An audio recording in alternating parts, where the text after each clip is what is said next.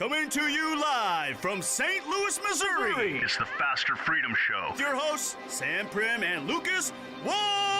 We talking about freedom?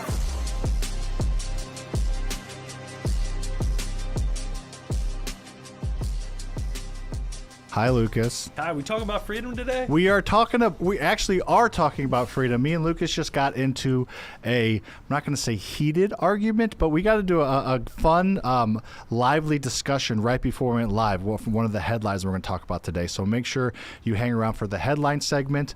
Lucas and I have slightly differing opinions that I think we're both somewhat passionate about in those topics. So aside from that, today we are going to talk about which states are best to invest in and the reasons why those certain states are better to invest in other states. That mixed with the headline walls, we're getting we're not like picking sides, but we're doing some a little bit of political chatter today, which is kind of fun. Let's do it. So then we got the REI school talking about which states are best to invest in, mainly for rentals, but we're going to give you our thoughts on wholesaling and flipping. Then we are going to get into some current headlines. We're going to argue a little bit. That'll be fun. And then we are going to get into Riddle Me This. I'm going to ask Lucas some questions. Lucas is going to ask me some true and false, and then we're going to motivate you. So we got a stacked, jacked, and packed episode today. Yeah, man. I'm excited. Wherever you're watching, make sure you let us know where you're watching from. Right now, we are live on X, Facebook, and YouTube. Let us know where you're from in the chat box. If you're watching the recording, thanks for watching this after the fact. We play this on YouTube after the fact and on Spotify and Apple Podcast. I think that's all of it. We're all over the place, Walls. We are. We have tens of people watching. X, you sent me something on X last night, and I was like, I don't have an account. I can't see it. Did you end up seeing it? Well, did you look it up after? I didn't. Yeah, we can look it up. That should be one of the recent headlines. Yeah, Joker, the Jokic of the NBA. He hit one of his brothers, punched a dude. Yeah. The dude it didn't even look that bad. The dude was like talking, like kind of like looking at him, talking like I'm sure they were talking smack earlier, but he just pops him right in the face. Dang, they're big too, so that probably hurt. I'm sure it did. Didn't knock the dude over, but he made solid contact. I think you got to kind of do like lower jaw to like knock him. Like it was more up here. I can assume him. What? I can 100%. I mean, no matter what, if you didn't touch him, Joker will probably write $1 million check to be done. But yeah, cool. All right, Lucas. So if anybody is just joining or they haven't heard about Freedom Fest, go to FasterFreedomFest.com. It's an in-person event we're doing in St. Louis, May 9th and 10th in our office. I'm super excited about it. We're going to do things that no other in-person event does. We have created the systems to create wealth. We give those systems away as much as we can on social media, but the cool thing about this in-person event is we will be handing you the playbook. Literally, you'll leave with a playbook to create the systems. Why are you laughing? I love that. You said it very, very well. Shout out Noah. Yeah. That why you're laughing? Yeah. It's true. We just didn't word it better, but lots of cool stuff from that. Yeah. So anyways, come to Freedom Fest. We're offering, we're going to be probably offering 50% off that anybody goes there. So Tyler just got to figure that part out. But come on out. It's a few $100. It's well worth 2 days with us and our team. I promise you will get a couple $100 worth of value out of that. I second that. You think a playbook to create wealth is worth a couple $100? Yeah. Is that in the chat box? Do you think a playbook to create wealth is worth a couple $100? Yeah. Shane Grainer's up, moving around. Something's wrong. No. Okay. Yeah. All right, Walls. So let's talk about investing in rental property. Let's start there. Okay. Not every state is a good state to own rental properties. I guess maybe take that back, Lucas. There Some are probably states are better than others. That's a good one. There are probably better states to own rental properties in than other states. Obviously, every single state has millions of rental properties owned in it, so it does work. But the easiest thing and the better states is what we're going to cover today. Yeah, I like that. Yeah, I think some states have some pieces of the puzzle, and then other states don't, and then they're kind of like flip-flopped on that. So there's 50 states, just for fun. How many states you think are A level for rental properties, B and C? Man, I mean, United States of America, I'm owning rental properties in pretty much every state. But what do you think is the best? Like, how many numbers? Alaska, probably. Okay. No, I think it's fine. This is too far, too cold. Gosh, so A, B, C, and this is like for America, it's an A, not like global investments. For America, it's an A. My money is going to United States real estate, period. I don't care which state it's in. Correct. But best in America. Don't name them. We'll get into those. I'm just wondering percentage. I bet it's about third. So you think third? No, yeah. Maybe that lower tier is smaller. So you think it's like maybe 40, 40, 20? 40, 40, 20? Yeah, I'll go 40, 40, 20. That's probably right. We'll see.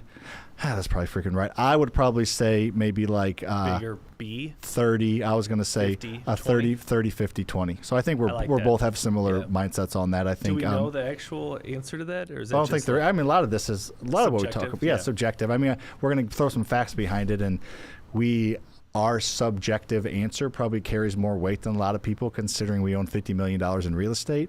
But obviously, we're not always right about everything. Yeah. And depending on where you live or what you want to do, what we do won't work for you. But Yeah. we have a pretty good thought about it. Yeah, we own 50 million in one state, obviously, or not that obvious. All of ours is in Missouri. And Missouri's like I would give it like it's in the A, but probably the lower class of the A, in my opinion. yeah, it could be a B. Like B United States real estate is still Top good. of the B though, if it's Yeah. there, in my opinion, it's Yeah. pretty damn good. We are biased for sure. Yeah, but I mean, hedge funds and a lot of people invest Yeah. in like St. Louis, Kansas City from around the country, so it's not just us. Yep.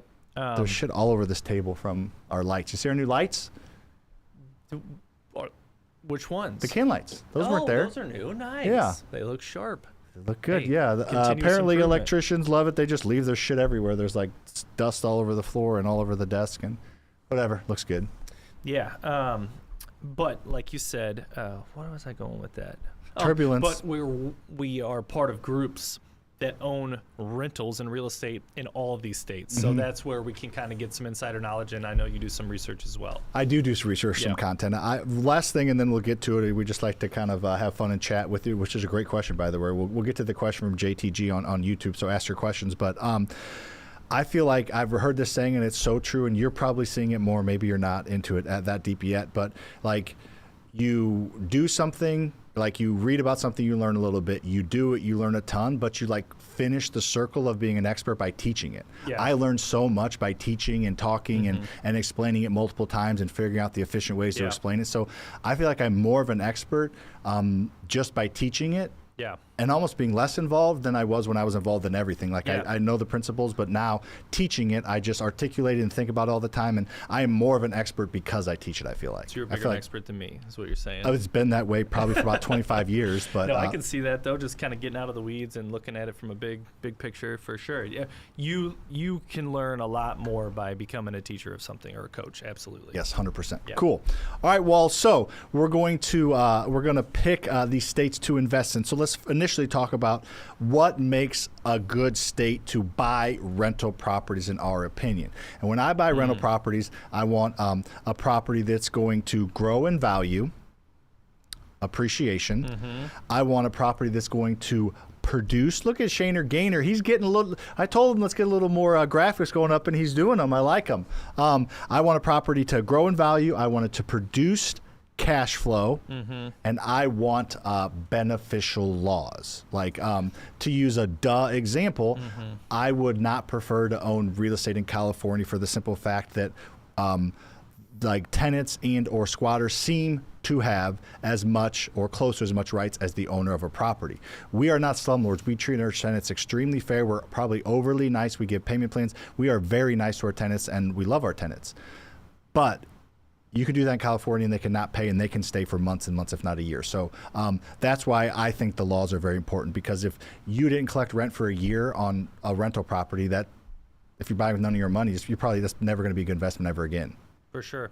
So anyways, those are my three criteria. Are you good with using those criteria moving forward? I am. I'm going to put a subcategory Of course to you are. beneficial laws. Because you're mainly talking about like landlord and tenant laws there. But like, I want it to be fair. I'm not asking for all the power. I just want it to be fair. As a law. I'm just talking about the things we're talking about here. So a part of that, I think, is like the municipality. So it's like government in a way. But what makes some things challenges, and just an example in St. Louis, is all the different types of laws and municipalities that you have to follow. Whereas if St. Louis was like one government, we would be able to understand those and have a more systemized process to go through inspections and stuff like that. So I would consider that maybe B. That's part of the and law. B, Yeah. No, I get what you're saying. I 100% agree. That's true. My mind just for this is just like the general in any county in St. Louis or in any county in Missouri.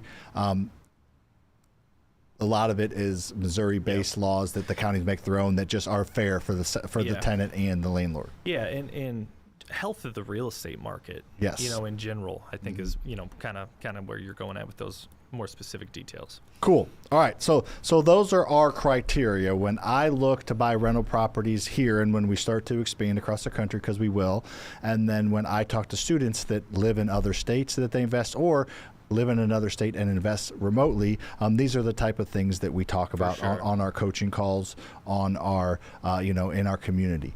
We talk about buying properties that meet these criteria. So Lucas, before we get into good state, bad states, and talk through that, and we'll talk through those 3 things in each state. Yeah. So actually, I was gonna talk about Missouri first. We got them at the bottom of the outline. Do you want to get that? Let's talk about them first. Yeah. All right. So, what would you rate Missouri on a 1 to 10 scale in property value growth traditionally? Did we screw up everything by going to Missouri at the end? Okay. I would rate Missouri on a property value growth a 4 or 5. Okay. Let's do 4.5. Well, what's yours? And then you could. I would say, I would probably say 5-ish, just because. Well, let's go with 5. I'm fine with 5. The only reason I'm saying that, Walls, is because St. Charles County is been one of the fastest growing counties in the Midwest for 20 years. Everybody thinks St. Louis, they think dying city or whatever, all that kind of stuff, because the city's kind of smaller. But overall, if I'm including St. Charles County and St. Louis County, I think it's a 5. Yeah. All the rural areas. 4.5 to 5. Yeah. All. I agree. Okay. Cool. So middle of the pack, we get property value growth. We don't get huge swings up, huge swings down. That's why I feel like we're kind of right in the middle. Yeah. I like it. All right. Positive cash flow. I would say, what state would I even put above Missouri in cash flow? Probably some. Yeah, I think there's some. I think there's some that have lower costs. Oklahoma, you can buy a house for cheaper. So maybe 7 cash flow. I agree with that. 8? You can maybe buy a property cheaper in Oklahoma, let's say, which we're not using that as an example. So don't worry, we're not cheating too far ahead. We got other states we're going to go over, but I don't know that I guess we'll just leave it at that. I don't want to get too in details on that because we're not even doing Oklahoma. But great. All right. So beneficial laws. How would you say the laws are in Missouri, and specifically where we invest, that are good for investors, meaning they're fair? I would say 8. Yeah, I agree with that. So what's that average? 15, 20 divided That's probably by average. That's probably the average of a 7. Yeah, right so under a 7, high 6s. Yeah. I think that makes it a B+, A- as far as our little grading scale system, because we're not 90 plus isn't an A. All right, awesome. So that's our thoughts in Missouri, and we know this market better than any. So that's kind of why we know we love Missouri. That's why we invest here. We could invest in other states. It's because you get property value growth. When it goes up, it goes up good. When it goes down, it doesn't go down too bad. You get decent cash flow. The laws are good. We can't kick a tenant out tomorrow because they didn't pay. We can send them a notice, then they go to court. If they agree to a payment plan, they get to stay. They stick to the payment plan, they stay. We can't even kick them out. If they don't stick to the payment plan, then we can't come out. So it's a fair system, in my opinion. Yeah, I agree. Cool. All right. Awesome. And part of that is there's just shitty landlords out there in every state and every city that kind of ruin it for everybody, I think, to a certain degree. Agreed. Okay. Cool. All right, Lucas, let's get on to good state, bad state. Let's get on to California. California, probably one of the extreme on all these. Yeah, I think it's probably the most. I would say appreciation 8. You say? Yeah, that's tough. I would say yes, because in general, real estate goes up. The few times, I think real estate goes up over 90% of the year over year we looked at. The few times that it goes down, California gets hammered, but it goes up so much, and real estate goes up way more than it goes down. So that's why I'll give it an 8, because when it goes down in 08, it got hammered, but that doesn't happen very often. It's going to happen once more in our lifetime, probably. So I'll give it an 8. I agree. Yeah, so cash flow, probably. This kind of goes into laws a little bit, but I know not every investor is doing this, but it is a nice place to get cash flow. And on the West Coast, they're doing those ADUs. Mm-hmm. So I think it affects my rating maybe by 1 or 2. With the ability ADUs before ADUs, cash flow in California probably be a 3. Okay. So maybe a 4. Okay. You okay with a 4? Yeah, I'm okay with the 4. That's on the higher end what I would do, but I'm fine with it. Obviously, it doesn't matter. It's higher than New York is. I would agree with that. So maybe 3. I think 3 is fine. So the ADUs help. This issue just the cost of the cost of living, the cost to own, and taxes, which are different than laws, all affect the cash flow. Obviously, I think the top end's good, but the bottom end is super squeezed in California. Yeah, I think. I think multifamily you can do it. I think single family would be a huge challenge to get anything to cash flow. I agree, and people I know will not on here. I think Washington is probably similar to California. Yeah. Kong has properties in Washington. Our buddy Kong, he's been on the podcast. He was on last week actually, and he cash flows, but he's like an 8 and a 14 unit, so he needs that you need the multi. It works. It works pretty good with that point. Single family, so probably three. Let's say three. I agree. And Bootleg Snacks on YouTube, we are going to get to that question. It's a great question, so don't worry. We're going to get to that here in a minute before we get to current headlines. Make sure to share the show if you have not, by the way. All right, last one, laws. Laws, yeah. I would say the ADUs help with the laws. It's a new law. Like, we can't do that here in Missouri, but what they're doing out there.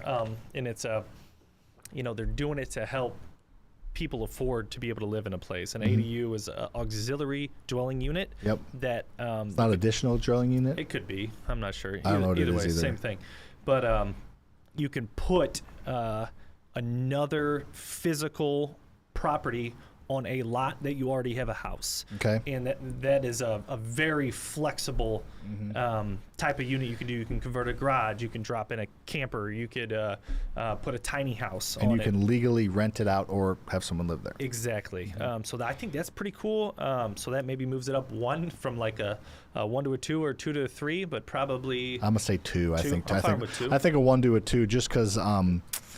just the laws of, like, again, it's just I hate to, like, harp on. I don't want to, like, kick people out and be a D-bag, but, like, yeah, we see the horror stories. I'm sure there are examples where they get out quickly, but it is possible for people to stay a long time without paying rent. For sure, yeah, and it's just like every law, it's just something you got to be able to work around and put systems in place. We know a lot of quality investors in San Diego and other parts of the country that are. Other parts of the state that are making rentals work.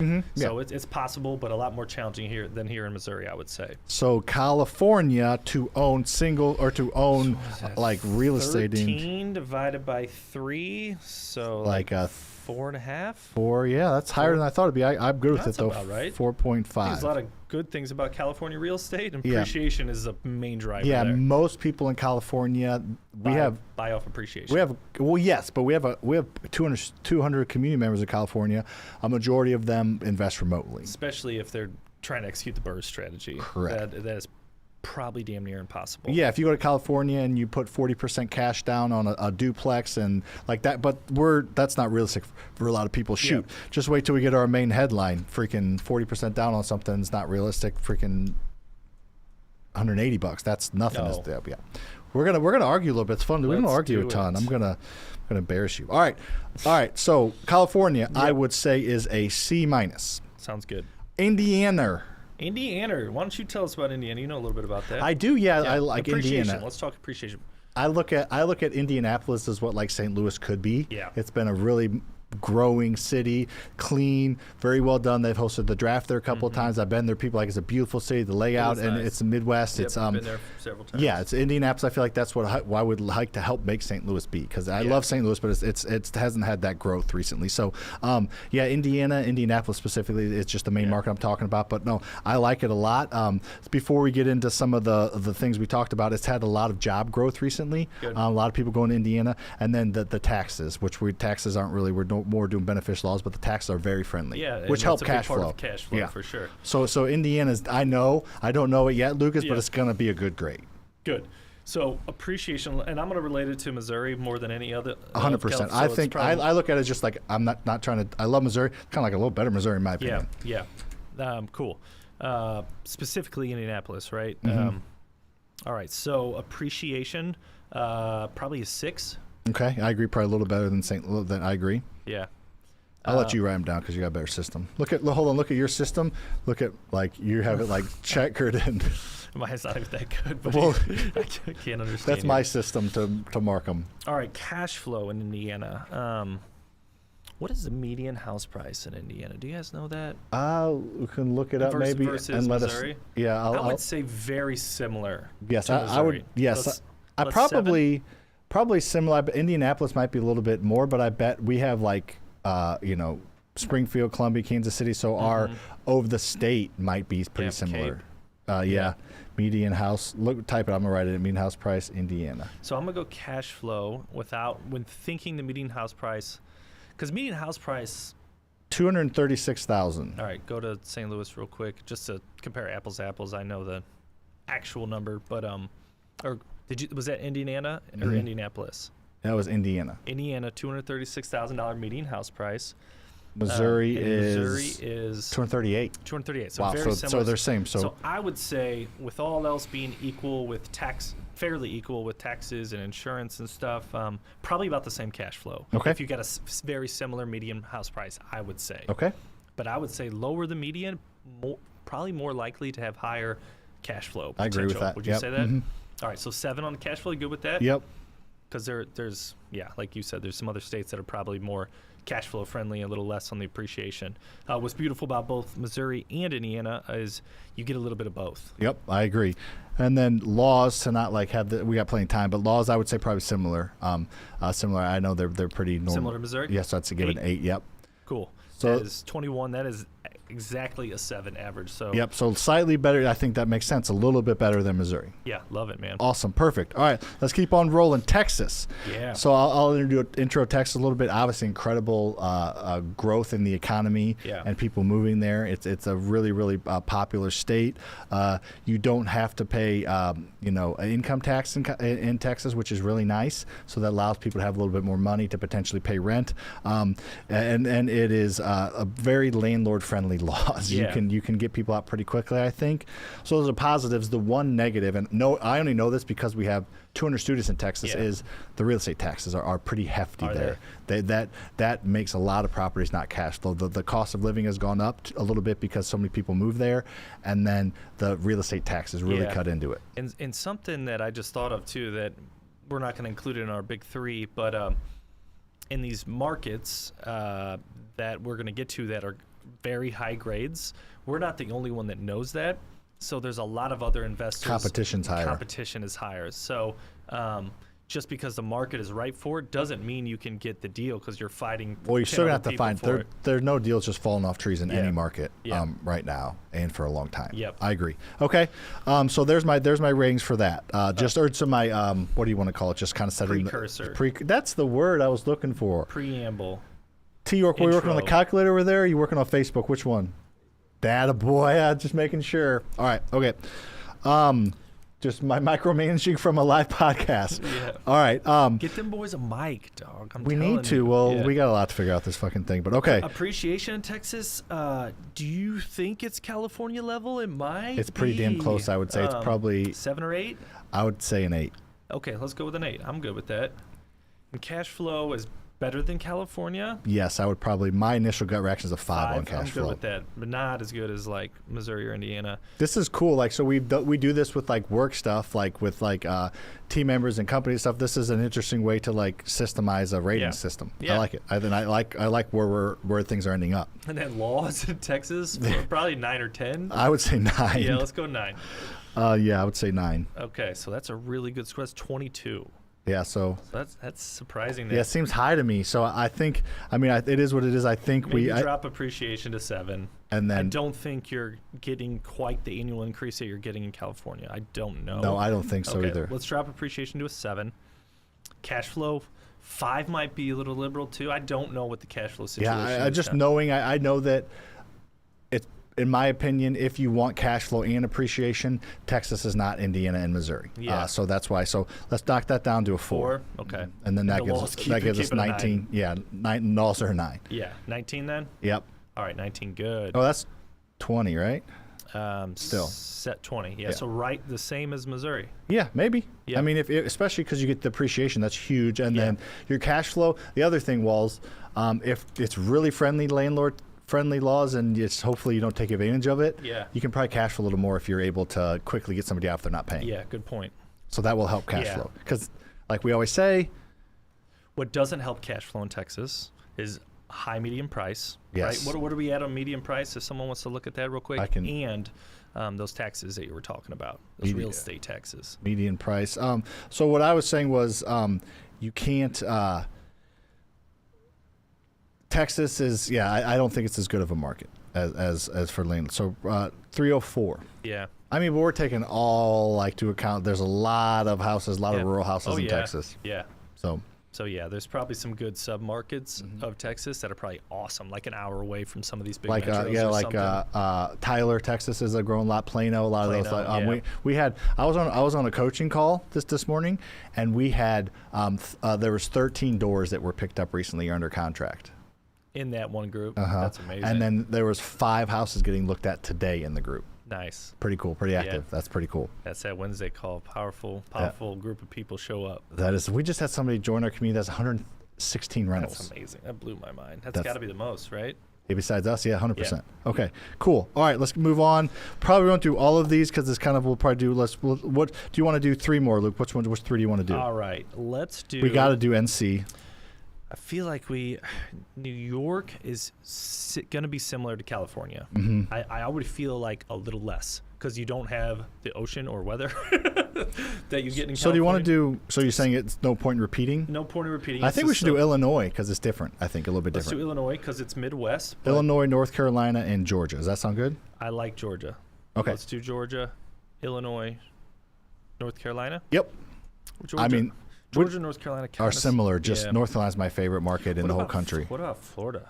Okay, let's do Florida. Florida's He doesn't have it up wild. there, but yeah, let's do Florida. He asked me if we should do Florida. I said no, but if he can do it, if not, don't worry about the graphic. I know, So but those are 3 different ones. I like that. Yeah. So yeah. Okay. Illinois. Illinois. So our neighbor, right? Yes. So our city, St. Louis. Real quick, it's tricky because we're talking the whole state. Yeah, like you go to Quincy, Illinois, where we go to Quincy, Illinois, where that's a good point. Where the guy that joined our communities from. He has 116 rentals. It's a $6 million value. But then you go to Chicago. So we're just trying to. I'm mainly taking like suburbs of big cities, Lucas. That's just what I'm thinking of. Does that make sense? Because that's where most people live in these areas. Just some quick math. Chicago, I believe, takes up about 70% of the population of the whole state. It does. 100%. I've heard that similar. Yeah. So just for framing, I guess, framing it, when we're talking states, we're mainly talking the bigger cities and suburbs in those bigger cities. Yep. Like so we're mainly talking Chicagoland is what we're mainly talking here. So for reference, Illinois is our neighbor. We could probably get to Illinois in 40 minutes, give or take, from here. You're driving 60 minutes, but most people drive in 40 minutes. Yeah, you drive in 12. I drive 10% over the speed limit. You drive 10% under the speed limit. Put your seatbelt on at least. I do. Good. So St. Louis, MSA of about 3 million. Watching from Ghana. MSA of about 3 million, and 2 million of that is on the Missouri side, and about 1 million of it, give or take, is on the Illinois side. So, but it's separated by a river, but you buy a house in Illinois and a house in Missouri, and it's very, very different. Very different. It's put an it this way: entirely different market. We're the biggest home buyer in St. Louis, and we don't buy in Illinois. We Yeah. have the resources to 100% buy there, and we don't. Right. So even though we're not talking about St. Louis as being part of this Illinois conversation, just in that short distance, it's night and day difference. 100%. Okay.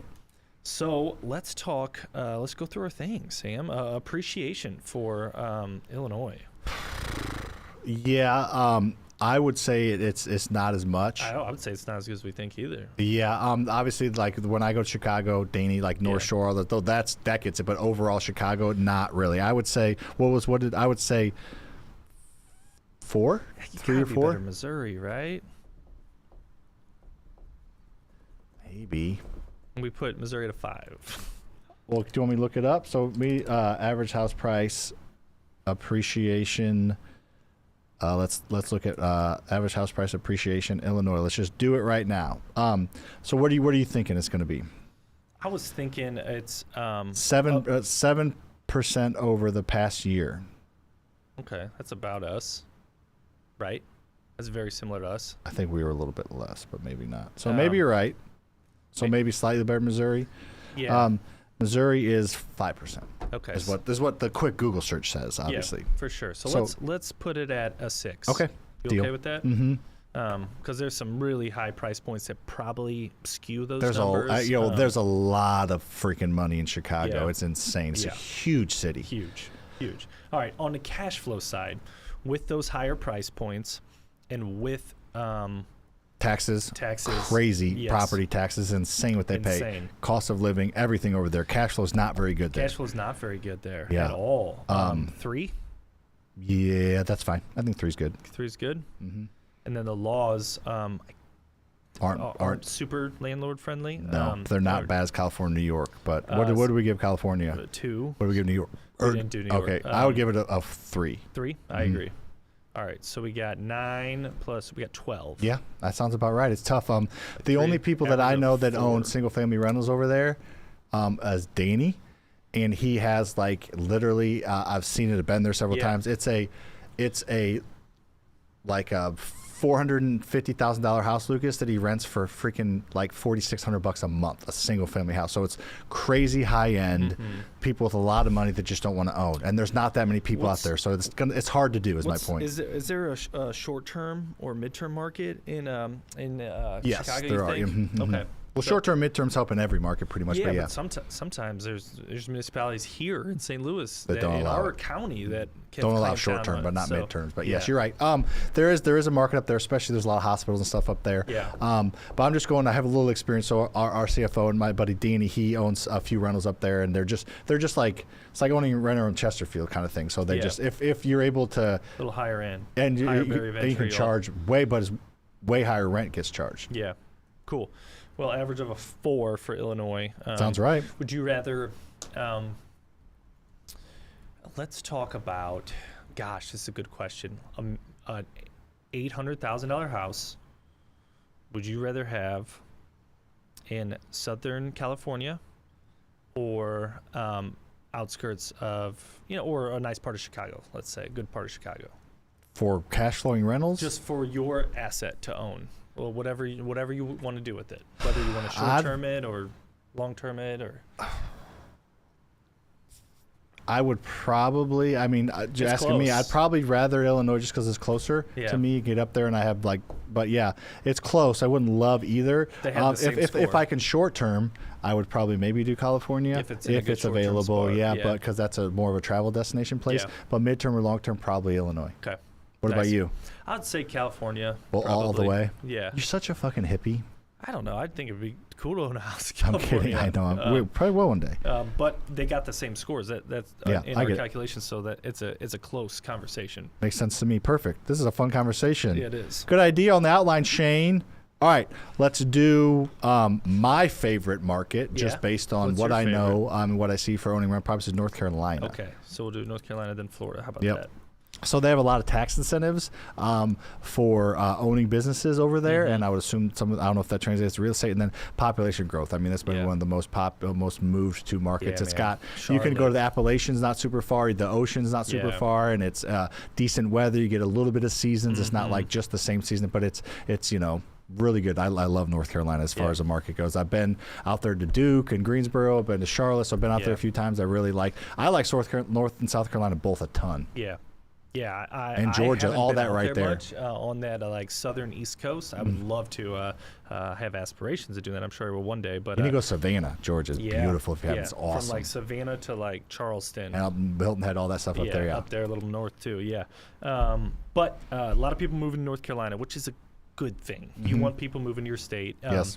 It's going to drive prices up of homes. I'm looking at values right now. And it's going to drive prices up of rent.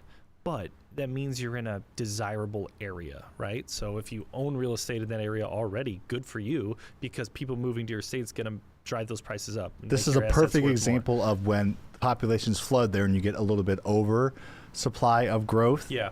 So I'm giving you a little bit of a hint. It's not as impressive recently in the past year, but in the past 3 years it is. What do you Yeah. think the past year appreciation over there is? I'm not sure. Like, we saw on the coast in the past year definitely come back to reality. So it did. Yep, you're right. So is there any? 6. 6? Okay, that's good. Past 3 years, 30. Yeah, total or year over year? And up, it says last 5 point whatever percent since February 2023. So that's since February. So yeah, year over year-ish. And then 30, it just says 30.8 in the last 3 years. So I don't know. So about 10% average So it's year over year? yeah, it's 330 now. So it's way more than Missouri, and it's so that's my point. The average house over there is 330 grand. It's Yeah. gone up a lot. Yeah. But still. But I mean, we saw like the real appreciation markets, like the Miamis, the Phoenix, the LAs, San Diego's, like we saw like 30% 1 year. Yeah, I think that I would guess that's obviously the total time. Total. Yeah, So probably 10-ish% a year. So it leads us right into appreciation. Yep, and I think it's great. Probably not California, but more than Missouri and, and Indiana. So where are we? So that puts us at either, I would say, we have Indiana at a 6 and Cali at a 8. So maybe a 7? I would say a strong 7. I don't think if we did California as 8, then it can't be that. But I would say strong 7. Yeah, strong 7. Cash flow, Cashflow's it's still a good. possibility. It is good Yeah. over there. With being able to, a lot of the markets known over there, there's like affordable. The laws are good. The taxes are fair. So cash flow is going to be similar to Missouri, I think. 7. If not, Let's do it a 7. Yep.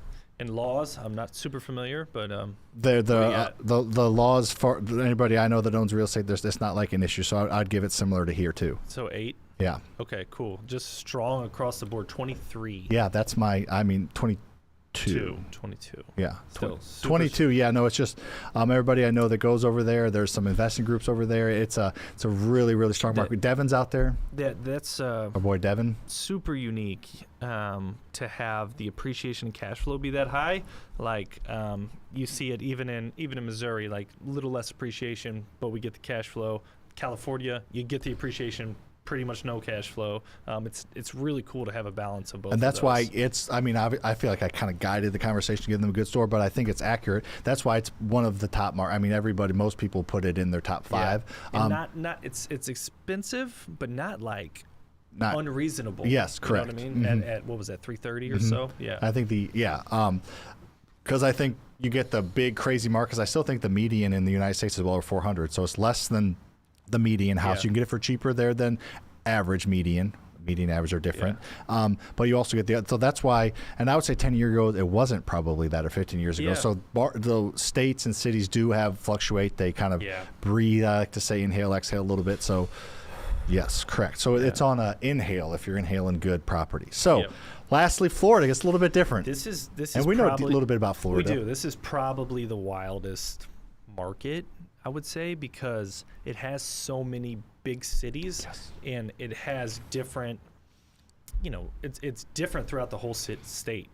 You got like Miami, Southern Florida, Central Florida, Panhandle, Northeast They're Florida. all so They're different. all very different. Panhandle, Miami are way different. They're on the Completely beach. different. We got Orlando, Jacksonville, which I just was in Jacksonville, been in Orlando several times. Our boy Jakey's down there. And you get like way different than Miami. Yeah, and even like Southern Florida is different from Miami over to the Fort Myers side and everything. And then Tampa is like one of the fastest growing and is somewhat affordable. It's not like Miami. And Tampa's probably one of my favorite cities. Yeah, I agree. Yeah. And all the sub markets of St. Pete and by top 10 Clearwater. cities, there's probably 2 or 3 in Florida. Yeah, man, it's what a fun market to be a part of. Yeah. It's wild. I don't even know where to start with this, but appreciation's got to be It's been lot. good. Yes, I agree. It's crazy because you have California, which net people are technically moving out of. Correct. But you still see appreciation now. Because I think it's got the 5th biggest economy in the world because of Silicon Valley. Yeah, and it's just got beautiful weather and landscapes and everything.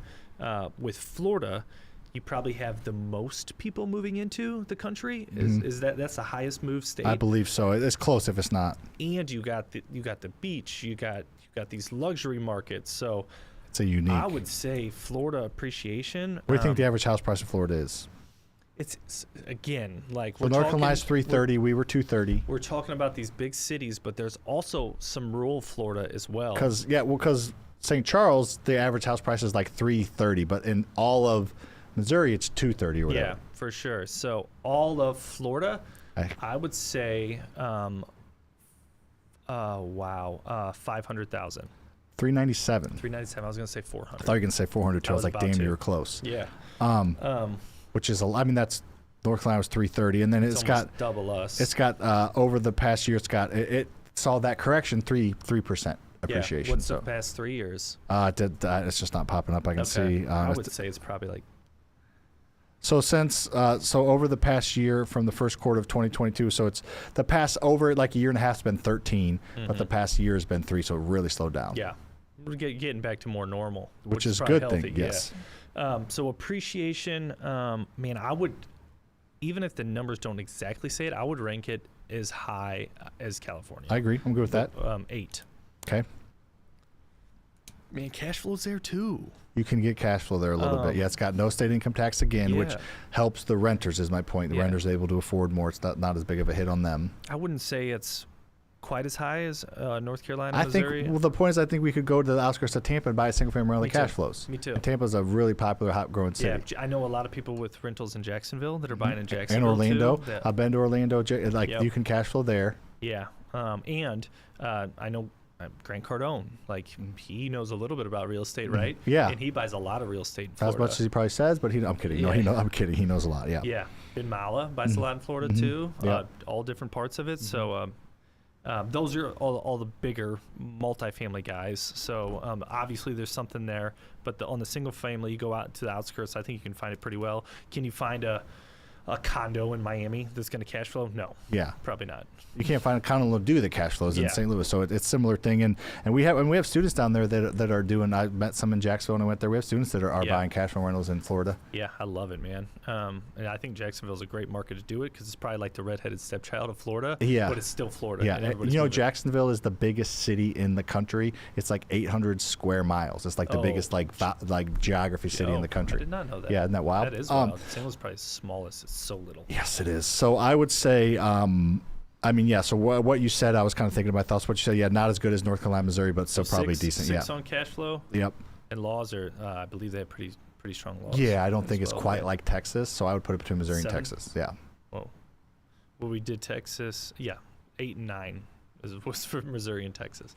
So 7. I would probably say 7. 7. I bet. Yeah. So that's a 21. Yeah. 7 on average. I like an overall array. I'm sure there's tweaks, Yeah. and if you have your opinions and thoughts, obviously we don't.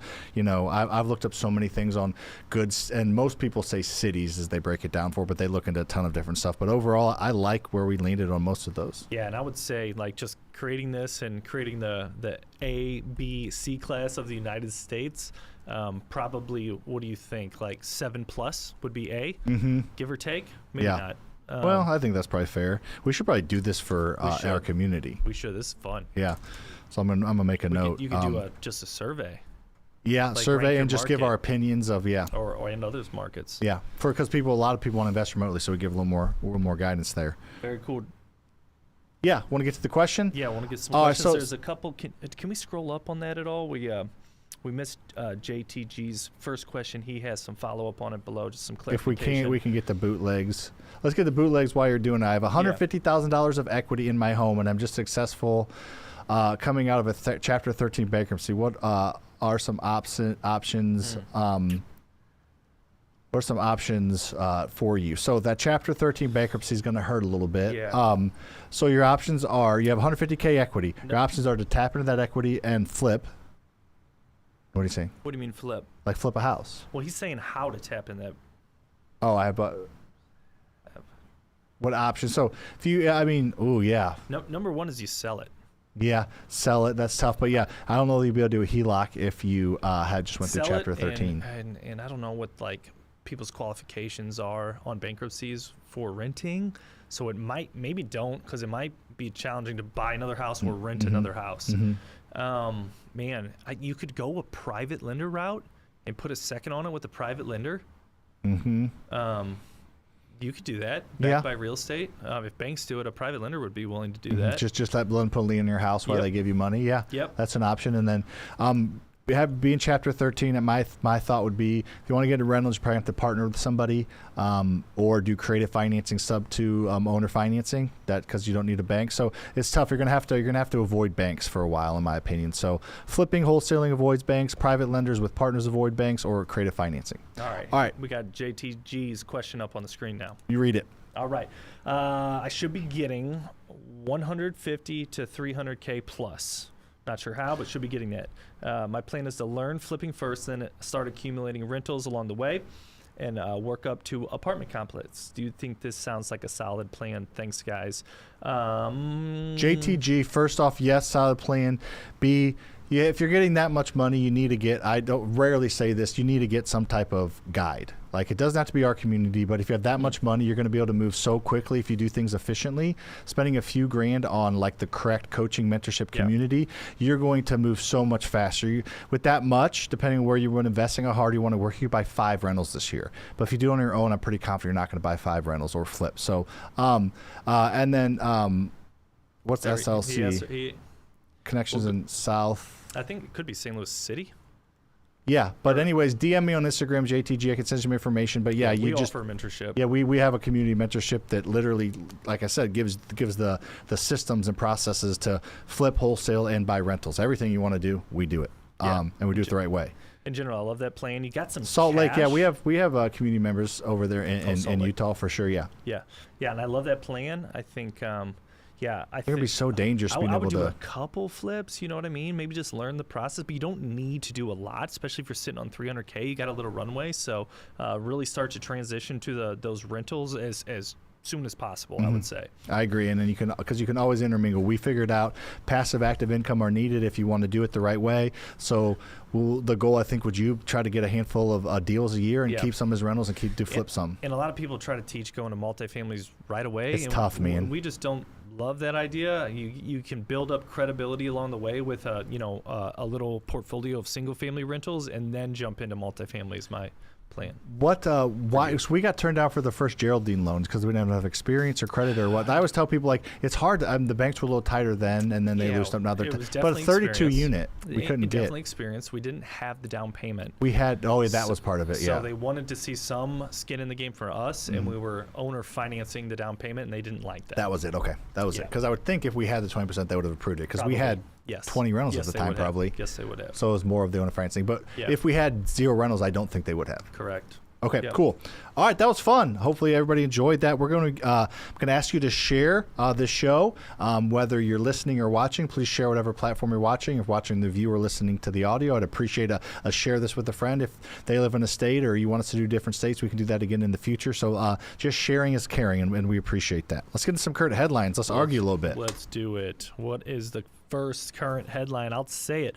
New California bill would ban line skipping service Clear from airports in the name of equality, I'll say. I have a decent problem with this. You don't. Yeah. So let's talk about what Clear is first. Okay. Because I've seen it before. I've never utilized it. I don't know much about it. I just know it's like a TSA on steroids. You pay and you can skip the line and go right through everything. TSA pre-check on steroids? Yeah, is that what it is? TSA pre-check on steroids is the simple way to look at it as far as I've never done the pre-check. We probably should start looking at some of these services. we just got to go, especially that TSA pre-check, which, again, that should be illegal if this is illegal. But you just skip the line a little bit. So so you pay $189 a year to jump up in the front of security. Is that how it works, or do you have to go through security? You don't. You have to go through security. You just have to. You can bypass the checkpoints. They get it. They just verify your documents and you're through. So it's just it's just a faster TSA pre-check. Yeah. I guess the reasoning behind this doesn't make a lot of sense to me. If the reason is, and first of all, this is proposed, correct, and nothing has been passed or anything. If the reason is truly equality, to me, what separates levels of financial inequality is not $189 a year. I agree with that. So that's where we agree. That's where I think the point was, like, They don't want to have rich people do what poor people can't. But if you're in an airport, you're not that poor because the flights are going to be a few $100s. So $15 a month is just if you want to do it or not. And that gets into the freedom of being able to use your money where you want to use it. That's where it annoys me. And I'm not like some crazy right-winger as we talk about. I'm very much in the middle on most things. But this just annoys me a little bit. Yeah. To me, that's not the real reason. What do you think the real reason is then? I don't know. I'm not sure. Maybe there's just some sort of disagreement with the company Clear. Well, then don't say in the name of equality then. Yeah, I wouldn't either. But maybe the person that proposed this, that is their real reason, which doesn't make sense. And David Fisher said, Prius, we just need to say pre-check. Next flight, we just show up an hour earlier, Lucas. You can schedule it and you just go answer questions and you're done. Yeah. Service with cost is not worth it. So he's saying... well, that's not the reason it's going away, though. Just it sounds like it's not as good as it used to be because everybody's doing it because it's only $190 for a year. So that's why. But yeah. So I think we not as heated I think it's stupid if it's what it's saying. It's because of equality. They're not letting me spend my money on something that I want to spend my money on. If the crazy metaphors of not being able to buy a limited version of an SUV because I know they're different, but the analogy of not letting me spend my money where I want to spend my money, I don't like that. Yeah. A slippery slope. And California, as you said, is an innovator on a lot of things that are probably good, but they go too far on some things, just like Texas goes too far on some things, in my opinion. Yeah. So, I actually agree. there you go. See, I'm a reasonable man, Lucas. All right, so new USA home sales jumped to the highest level since. Whoa, we're not going to use that as the cut up short.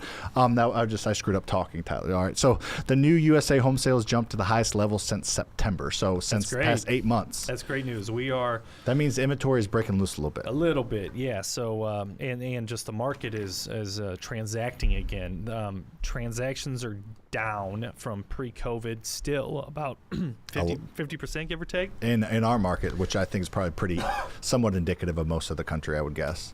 Yeah, so to see that kind of come back, not even come back, it's not even close. It's going to take years to get back to pre-COVID levels of transactions. For several reasons. But a 9% increase is a step in the right direction for sure. That's what you want. You don't want. I mean, it's great when we have a flip walls that gets multiple offers, but just when things are more balanced and more regulated and more regular, you can make better predictions and you kind of see around the corner and make strategic decisions. When you get 30 offers on houses for a while and then nobody's listing their houses and things are going below and above asking, it's just hard to navigate and keep your pulse on it. So in general, it's a good for the real estate industry. More homes are breaking loose. Yeah. They're not going to break loose a ton until interest rates go down, in my opinion. I think a drastic drop in interest rates is the only way to create a market that is somewhat equal with buyers and sellers, but nothing is indicating a drastic interest rate drop for a long time. And I feel like people probably would have thought that the 30-year fix would have came down a little bit more by now. Would you agree with that? I think so, like if you were like 6 months ago. And the market, whatever that means, we talked to Taylor about, the market priced in 6 rate cut drops in 2024, and that's Fed funds rate, but that does have some correlation to the 30-year. Yeah. And I don't know that we'll get nothing before the election. I don't think with the recent CPI reports and everything. We talked about this on the. We got Greg Conley and David White, the super in the mortgage space. Yeah. They gave their opinions on like where interest rates are going, and both of them thought that we're not going to get like down to where people thought until probably mid 2025. Yeah. What level's that, you think? They thought. Are you talking about Fed funds or 30-year? 30-year. 30-year. So like down to like the 5s. They mid thought 2025. Upper 5s probably would be at least a year away, which people thought that was going to be. I saw some reports that were saying in the 4s again in 2024, and that's not happening. No, I don't see that happening. I'm wrong a lot, but I was like, I'm very positive there will be 2 or less rate increases in 2024, and they won't be drastic. Yeah. So it's been like this weird dynamic of rates increasing throughout all of last year, and people either trying to get ahead of that and buy now so it doesn't increase more, and then the other people that are in the other boat are like, hey, I'm going to wait till it peaks and then starts to come down. So that's kind of put a pause on a lot of people, just some uncertainty in where rates are going. It's been pretty flat, I would say, the last 3 months, been about 7, right, give or take. Well, Fed's funds hasn't moved in 6 months, but I know the 30-year has more fluctuation. Yeah, been about 7, so there is that stability that gives homeowners or home buyers and people that are moving in general a little bit of confidence that they're not going to get, if they buy today, rates aren't going to, the bottom's not going to fall out, and they're going to be like, damn, I should have waited a month or 2, so that's not happening. Or the vice versa. No one thinks mortgage rates are going to skyrocket either. So there's just some stability there. Like, hey, this is what it's going to be for a while. If you want to move, just go out and do it. It's not going to change. It's not going to substantially change up or down. Yeah. Because the 30 year's gone up a little bit, as you kind of alluded to. Yeah, small amount. But I mean, I think 5 months ago you could still get it, but you could have got like 6.6, 6.7 now. It's gone down since 5 months ago. Has it? Well, Greg was saying most of it's like 7.1, 7.3 right now. Yeah, so, but not that long ago it was 6.8 is my point. So it has ticked up. I would say that's more like a month ago. Okay. Yeah. So I don't. But it has fluctuated. I heard some 625 quotes like a month and a half and ago. it ticked back up. Yeah, Yeah. because the demand's ticked up and they can, Yeah. I think. And last thing on that, which I think, by the way, take a note, I think we should do like a market prediction interest rate, like how it affects the market. I think we could talk a lot about this, and I Yeah. want to do more research on it to learn, like we said earlier. But a hidden thing, it's not really hidden, I think, that people don't think about, and through our half glass full mindset, I look at historical data, and when the market slows down as an economy and we go into recession, they lower rates. And that usually means higher prices. So I do think that there's not really a scenario where you're going to see a huge dip in rates, prices are going to stay the same, and you're going to get a deal. Yeah. Like, I think if rates come down substantially, that means prices will go up, and maybe your net payment a month will come down a little bit, but it's not like you're going to get $400 a month or less in rent because you got a 5.5% rate. If rates go down to 5.5, the house you're buying right now is going to be, you're going to have to pay a lot more for it. Does that make sense? 10 to 20% more. Yeah. So the net difference is going to be not as substantial as you think, because house real estate goes up in value. It just does. Yeah, So for sure. I think the interest rate is probably more powerful on a monthly basis than the home price. I agree. I think a little bit more. But it's not going to be as drastic as people think. It won't be. It's gonna balance each other out. You're gonna have to have a bigger down payment. You're gonna have to have this. So it all evens out. You're gonna have to pay more interest over time, but your monthly buying power is probably a little bit better depending on what rates go down to. And you know what I'm surprised didn't catch on more? Maybe because this is all short term, is that like 35-year mortgage, that 40-year mortgage. I heard whisperings of it, and it made sense to me because like if very few people ever pay off their mortgage, they just move it to a different one. Like, so what's the point in 30 or 40? I get a lower payment and not much equity, and they're worried. Like, but I just thought that, like, who says 30 years? What the fuck, like, who decided that? Yeah. Depreciation is 27.5, so it's not even that. Yeah. So, or Pretty depreciation. arbitrary. Yeah. Cool. Awesome. Last one, and then we'll get rocking. We're going long today. What she said? Yep. All right. So Tesla layoffs 2,700 jobs in Austin. So Tesla's laid off 2,688 employees. It was posted on Monday. So Tesla's been, have you followed that stock? You follow stocks more than I do. It has been insane. It's down like 60-something% in the last like few years or whatever, but then it went up like crazy. And Tesla stock's been more crypto-ish than anything else, I feel like. Well, it makes sense with their leader. Elon. It goes right along with that. I don't follow Tesla too much from a stock perspective just because. What do we own most stocks in? Big companies like blue chip stuff. Blue chip stuff like makes sense. We do own a real estate stock, Pulte Homes, Target, Bank of America. Okay, so probably our big dogs right now. I own some Apple, obviously. Yeah. I don't know what I own or what we own, but we do own stuff. Yeah. Well, let's talk about why. Okay, get into that. I hadn't read that ahead. Yeah. So this was under the WARN Act, W-A-R-N, a U.S. labor law that requires employers with 100 or more employees to provide 60 days notification in advance of planned closings or mass layoffs to protect workers. So that's not why. That's why we know about it. That's why we know about it. They just had to document it a different way. I think it was like one of the episodes where you were out of town. So maybe like a few weeks ago, we talked about Tesla having plans to. It was more than this. So this is probably just the first round. Okay. I think it's up to 10,000 people. Damn, that's a lot of people. It is. They have about 150,000. I think I looked up. So I mean that happens. We see it happen with all companies, but still, it's yeah. Not a huge. What is that? 7.5% of their force. So it's part of it. It sucks. Don't get me wrong.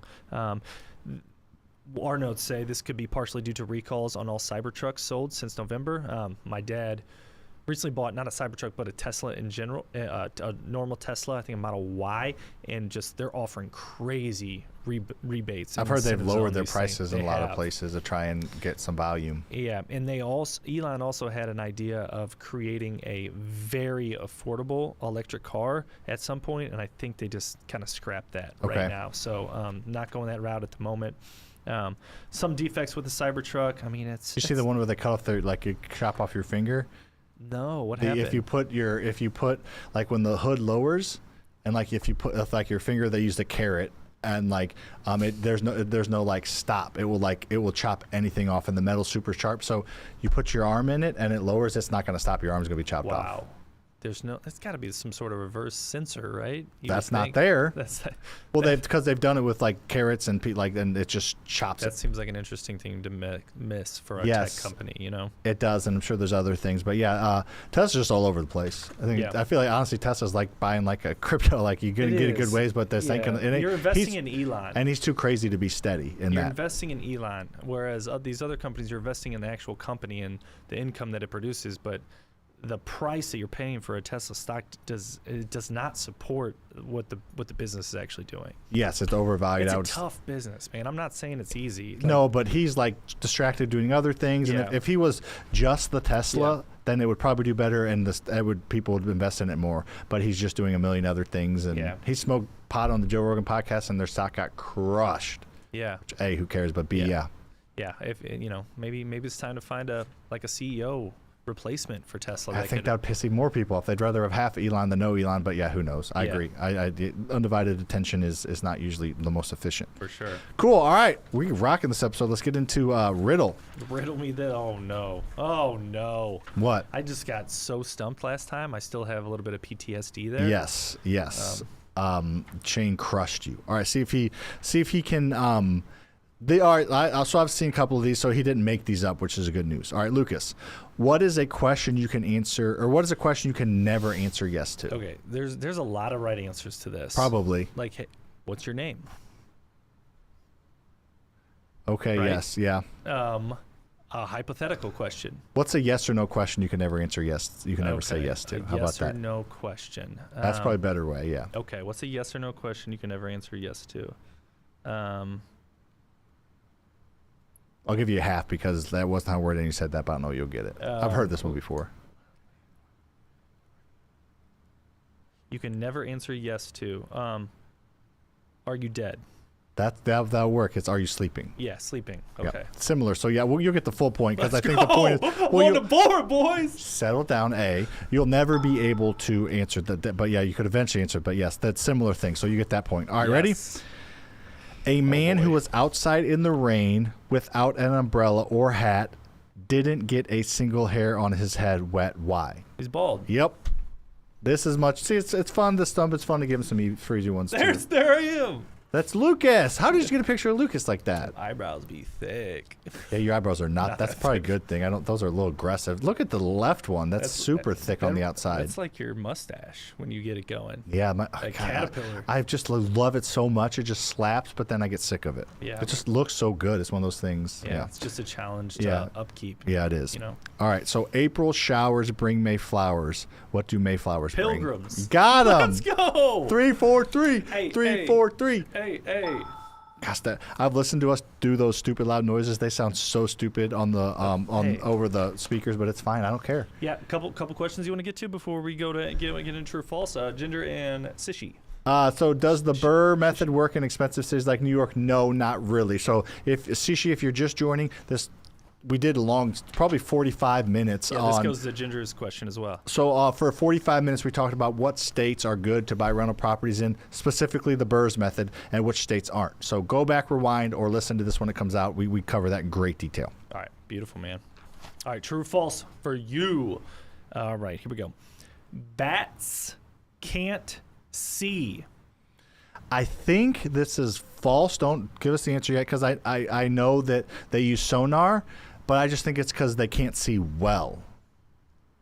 So bats can't see. I'm going to say false. It is false. They can't see well. All right, perfect. Great job, dude. Shaner's, if we go 6 for 6, he's going to come up with crazy hard ones next time. I know. All right. You ain't going 3 for 3 though. So, all right. Ants can lift up to 1,450 times their body weight. 1,450 times their body weight. This is the tricky one because they can lift way over their body weight. So that's the thing is I know they can lift 100. Can they lift 500 times their body weight or 2,000? So this is where true falses are trickier than riddles. Which one is it? Yeah, sorry. 500 or 2,000? Yeah. I'm going to say true. It's false. It's 5,000. So it's not like 1,500. At least it's like a big difference. Not really. It's like an obnoxious amount more than their weight either way. Yes, 5,000 times their body weight. All right. That's impressive. It's similar to you in a way. I'm more like the 1500. Okay, still good. I used to almost have doubled my body weight in bench. Remember? Nice, Not yeah. almost double, but we used to be able to Yeah. At 1.75. 80%. Yeah. All right. All right, cool. All right, last one, true or false. The unicorn is the national animal of Scotland. So that's so obnoxious that it's got to be true. Is it true? Yes. 2 out of 3, I'll take it. Yeah, it's good. Mine were way harder than yours. I don't know about that. What do you fucking do in Scotland? It's not a real thing. Can you do a Scottish accent? What you doing, Scotland? That's pretty good. Yeah. Not bad. You You're know, getting better. You know what I heard the other day? What if like you landed on Earth, you didn't know anything, or you knew a little bit, but you didn't know every species of animals?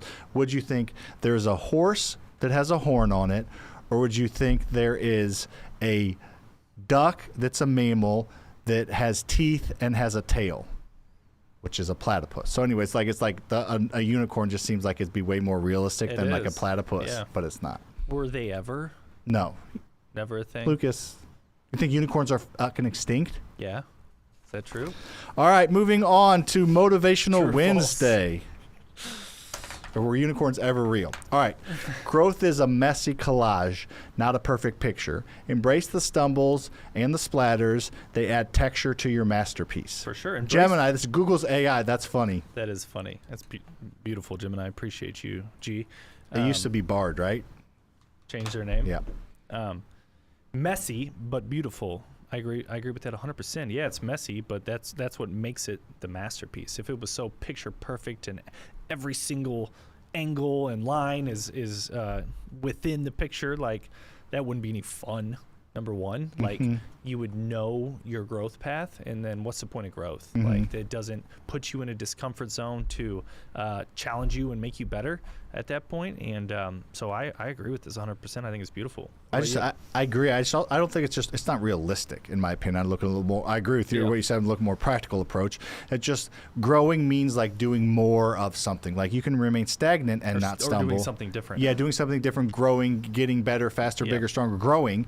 So you're not going to be able to do that without like experimenting something. There's no exact proven path. Even the community members we have are crushing it, but they're still making mistakes. Like even if you have the systems and process, you're still not going to do it without some mess. And it's really just a mindset, understanding that mistakes are part of your journey and you can't avoid them. They're literally on the path. Yes, and use them to your advantage and flip that script and treat them as learning lessons. So when they come, it doesn't destroy your entire trajectory. It just makes you stronger. Yeah, and it just allows you to know what not to do the next time. And as long as you continue to move, like when I was speaking at Deal Champs this weekend, I was like, like the bonus tip was like failure is a part of the process. If you avoid failure, you avoid success. You're literally, if your goal is to not fail, you're never going to be successful. For sure. Like your step is like try something, succeed, get a property, fail. Like it's part of the process. So yeah, we 100% agree on this. Are you down right now? Well, are we adding Matt and I's shot? No, because we didn't add it when you were there. All right. Well then, I'm not letting Matt represent me. Then I'm down. Matt's one. got a broke ass jumper. I'm down one. All right. Luke's is down one. We're gonna go to trashes. So if you're watching, you get the. We should probably end the actual audio when we shoot because it makes no sense. No way, man. They can hear us. They can still hear us. Yes. That was wet. All right. I'm not gonna like the one time I got that was a in. for a minute. I do it like my eyes. So we're tied for a moment, but Sam has an extra shot here. Oh, made it. Got it. Sam's still up one. We'll see you guys on the next one.